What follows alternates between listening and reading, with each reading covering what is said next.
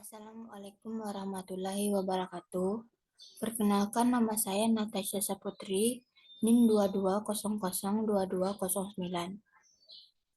Baiklah, saya akan menyampaikan hasil dari makalah dari kelompok saya yang berjudulkan Pelayanan dan Kesejahteraan Pegawai.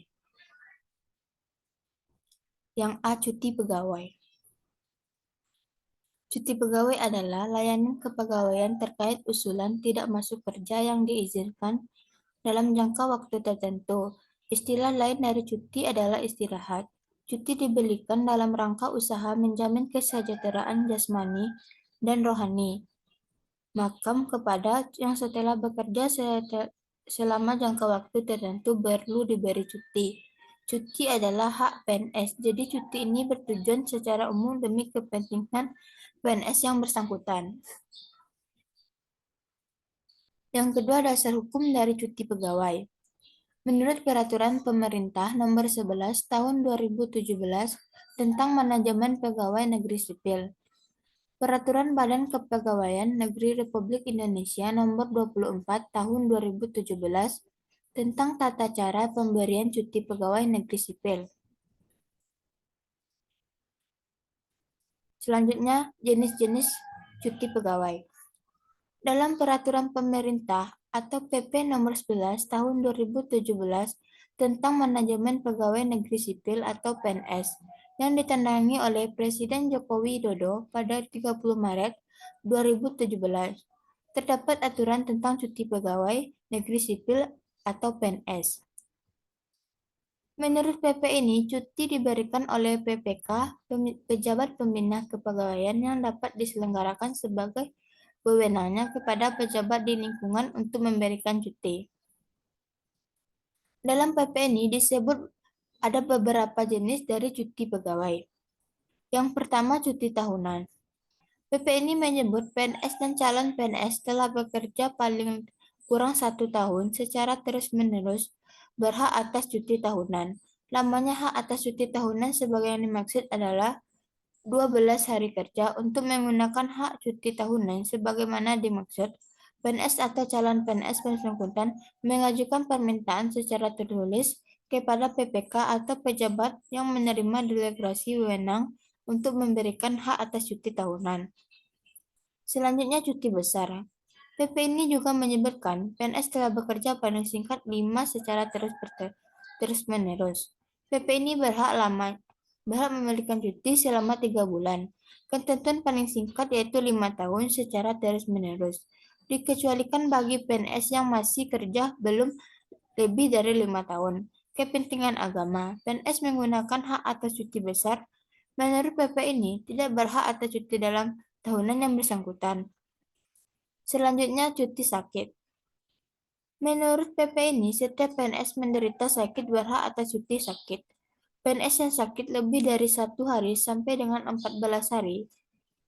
Menurut PP ini, berhak atas cuti sakit dengan ketentuan PNS yang bersangkutan harus mengajukan permintaan secara tertulis kepada pihak PPK atau pejabat yang menerima delegasi wewenang untuk memberikan hak atas cuti sakit dengan melampirkan surat keterangan dokter. Selanjutnya, cuti melahirkan. PP ini menyebutkan untuk kelahiran anak pertama sampai dengan kelahiran anak ketiga pada saat PNS berhak atas cuti melahirkan. Untuk kelahiran anak keempat atau seterusnya, kepada PNS diberikan cuti besar. Lamanya cuti melahirkan sebagai yang dimaksud adalah 3 bulan. Selanjutnya, cuti karena alasan penting. Menurut PP ini, yang berhak atas cuti karena alasan penting apabila ibu bapak, istri atau suami anak, kakak mertua atau menantu sakit keras atau meninggal dunia. Salah seorang anggota yang dimaksud pada huruf A meninggal dunia, dan menurut peraturan perundang-undangan PNS yang bersangkutan harus mengurus hak-hak dari anggota keluarga yang meninggal. Melangsungkan perkawinan. Lamanya cuti karena alasan penting ditentukan oleh PPK atau pejabat yang menerima delegasi. Wewenang memberikan hak cuti karena alasan penting lamanya 1 bulan. Menurut pasal 330 PP NIO 11 tahun 2017. Yang keenam, cuti bersama. PP ini menegaskan Presiden menetapkan cuti bersama sebagaimana yang dimaksud tidak mengurangi hak cuti tahunan PNS karena jabatan tidak diberikan hak atas hak cuti bersama. Menurut PP ini, hak cuti tahunan ditambah sesuai dengan jumlah cuti bersama yang tidak diberikan. Selanjutnya, cuti di luar tanggungan negara. Yang dimaksud yaitu PNS yang telah bekerja paling singkat 5 tahun secara terus-menerus karena alasan pribadi dan mendesak dapat diberikan cuti di luar tanggungan negara. Cuti di luar tanggungan negara ini dapat diberikan untuk paling lama 3 tahun.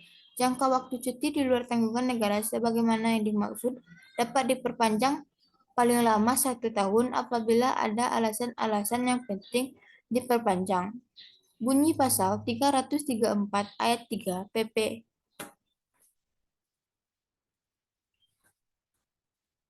Materi selanjutnya yaitu perlindungan dan pemeliharaan kesejahteraan. Pengertian pemeliharaan atau perlindungan. Manusia merupakan unsur paling penting dalam proses organisasi ataupun proses kerja. Dalam hal ini, manusialah yang dapat menentukan maju mundurnya sebuah organisasi. Dan pada intinya, manusia yang menjadi sumber daya yang perlu terus dipelihara.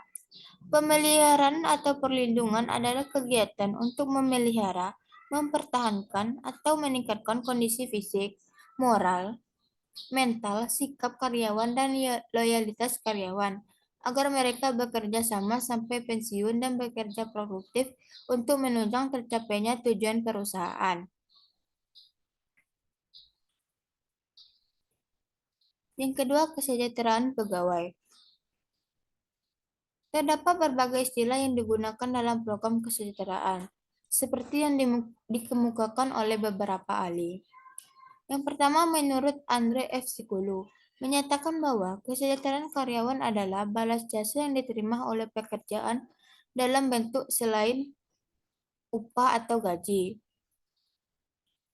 Menurut IG Wursanto, 1985, menyatakan bahwa kesejahteraan sosial atau jaminan sosial adalah bentuk pemberian penghasilan baik dalam bentuk materi maupun dalam bentuk non-materi. Menurut Mutiara Pangabean, 2004, kesejahteraan pegawai dikenal sebagai benefit mencakup semua jenis penghargaan berupa uang yang tidak dibayar secara langsung kepada pegawai. Menurut Malayu SP Hasibuan, kesejahteraan adalah balas jasa lengkap, materi dan non-materi yang diberikan pihak perusahaan berdasarkan kebijakan. Dalam Undang-Undang 13 tahun 2003 memberikan pengertian tentang kesejahteraan pegawai, yaitu suatu pemenuhan kebutuhan atau keperluan yang bersifat jasmani dan rohani. Tujuan dan manfaat program kesejahteraan. Menurut Mokijat 2000 174 sampai 175, tujuan pemberian program kesejahteraan pada perusahaan mengadakan program kesejahteraan terdiri dari 2 tujuan.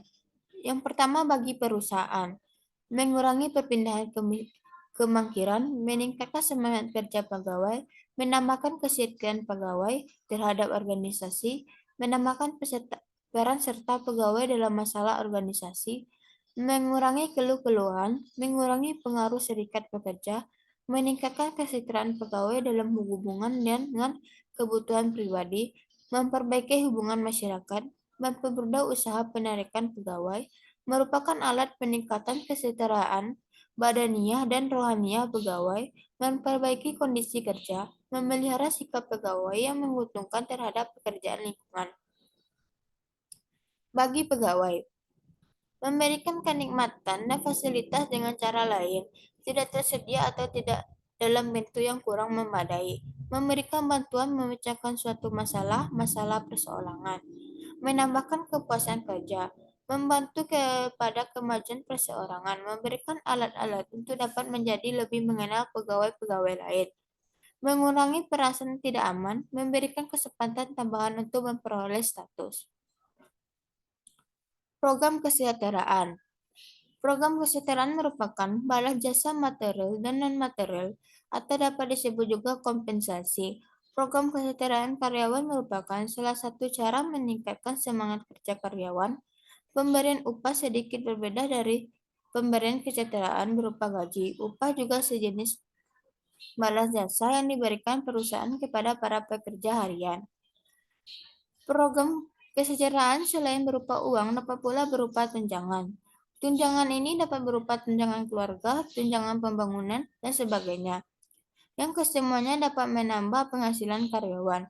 Pembayaran tunjangan ini biasanya disatukan dalam pemberian gaji setiap bulannya yang diterima oleh seorang pegawai. Bonus ini sering juga disebut dengan insentif. Insentif ini juga dianggap sebagai kompensasi yang berbentuk uang. Insentif ini pada dasarnya adalah tambahan bayaran yang diberikan kepada pegawai tertentu.